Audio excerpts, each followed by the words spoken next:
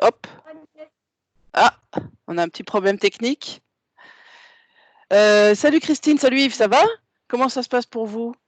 Très bien, au niveau de la santé, pas de problème. Bien confiné comme il faut.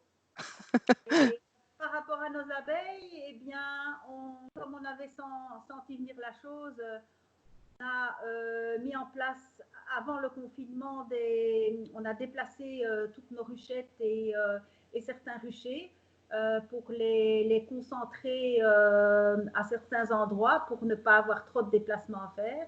Donc là, on était très content d'avoir anticipé les choses et de ne pas être confronté aux problèmes.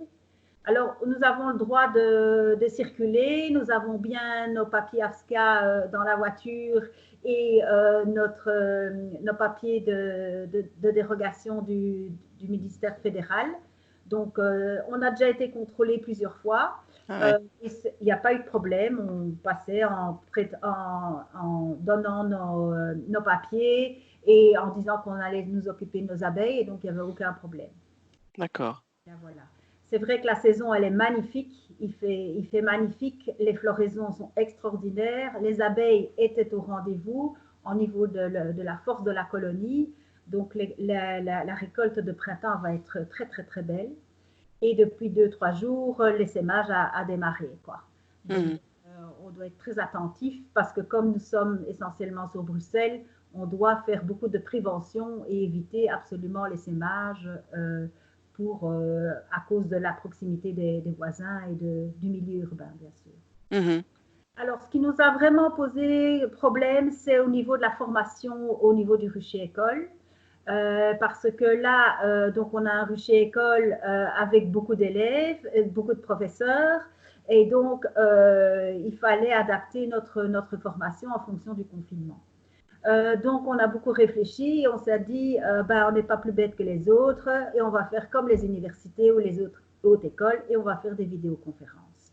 Donc, on a prévenu tous nos professeurs, nos élèves. Enfin, c'est avec les professeurs qu'on a mis tout ça en place. Et donc, les élèves sont répartis entre les différents professeurs. Chaque professeur a repris ses élèves, les mêmes élèves que l'année dernière. Et nous avons gardé le même programme de cours pratiques. Et donc, 3 jours avant la date programmée, les élèves reçoivent un cours théorique. C'est la théorie de la pratique du jour, du moment, quoi. Plus des fiches botaniques Mhm. qu'ils doivent relire, étudier, analyser, etc. Et le jour 10, c'est-à-dire le dimanche, les élèves ont un contact en vidéoconférence avec leur professeur de pratique où ils peuvent poser toutes les questions qu'ils veulent au sujet du cours. Le professeur va de nouveau expliquer bien certains points de ce document, de cette théorie. Et tout le monde a l'air assez content de la façon dont ça se passe. Évidemment, on est très content que ce sont des élèves de 2e année. Pourquoi? Parce qu'ils ont déjà mis les mains dans les abeilles l'année dernière et donc ils savent de quoi ils parlent. Ceux qui n'ont pas encore d'abeilles sont un petit peu défavorisés, mais pour le moment, on ne sait rien faire de plus, quoi. Mhm. Donc voilà. Alors par rapport au suivi des ruches au rucher école, là c'est chaque professeur qui va au rucher école, qui suit les 3 ruches dont il a la responsabilité. Il fait des photos, des vidéos, et alors il commande tout ça avec ses élèves le jour du cours. Ah ouais, très bien, ouais. Actuellement, on a déjà eu 3 cours comme ça en vidéoconférence et les 90% des élèves sont présents, quoi. On en a perdu peut-être 1 ou 2, mais pas beaucoup plus, quoi. Donc, et ils ont l'air assez satisfaits. Donc, pour le moment, on continue comme ça tant que le confinement est maintenu. On verra par la suite comment on va pouvoir retourner tous au rucher et faire le suivi des colonies, quoi. Mhm. Oui, oui, évidemment, ça sera plus difficile de garder la distance de sécurité dans ce cas-là. Oui, sauf qu'on est tous masqués à ce moment-là. Enfin, on C'est est vrai, tous ouais. collés, hein, donc il y a quand même une barrière protectrice en plus, mais c'est sûr que quand on est autour des ruches, on est très proches les uns des autres. Donc, Mhm.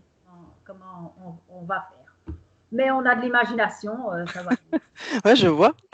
Et alors, les personnes qui vous n'avez pas ressenti de problème au niveau de fracture numérique, de ce genre de choses-là, de gens qui n'auraient pas d'ordinateur pour se connecter ou de difficultés techniques?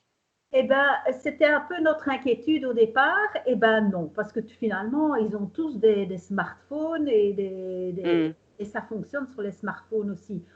Enfin, beaucoup de professeurs utilisent Zoom Oui, et d'autres Skype. Donc, bon, ils ont mis ça, chaque petit groupe a mis ça en place. Et quand le professeur n'arrivait pas à faire le lien, c'est un des élèves qui est plus jeune et qui est plus dans la technique informatique qui mettait ça en place. Donc, ils fonctionnent chacun maintenant dans un petit groupe. Donc voilà, et ils ont l'air tous très satisfaits. C'est une manière aussi de faire les présences, puisque les présences sont obligatoires au rugby. oui. Et donc on fait les présences. Bien sûr, ils ne peuvent pas signer le document actuellement, on les fera signer plus tard, mais au moins on a leur présence. Oui, oui, oui. Est-ce que ça va avoir une influence sur la suite de vos pratiques? Est-ce que vous allez, par exemple, intégrer justement les visioconférences au sein de votre rucher école après le confinement? Est-ce que vous y avez trouvé un intérêt? Alors, pour le moment, on ne sait pas. On va tirer des conclusions après quand la session sera terminée. Je ne pense pas que ça soit une solution à terme de faire des cours d'apiculture Oui. uniquement en vidéoconférence. Ça n'a aucun sens. Il faut que nos élèves mettent les mains dans les abeilles. Donc, ça n'a pas. Mais peut-être qu'on pourrait le compléter avec certains cours en vidéoconférence. On n'en sait rien. En tout cas, chaque année, on fait des réunions avec les profs de pratique. Et donc, on fait des conclusions comme ça et on met en place des choses pour l'année suivante. Donc, on verra ce qu'on fera. On a cette réunion toujours au mois de septembre ou au mois d'octobre autour d'un chouette repas et où on discute de tout ça. Donc, on verra à ce moment-là. Je ne sais pas encore. Eh Voilà. bien, merci beaucoup, hein, tous les deux, et merci pour cet exemple positif aussi. Et Merci. à bientôt. Au revoir. Prenez soin de vous, hein. Au Merci revoir. aussi.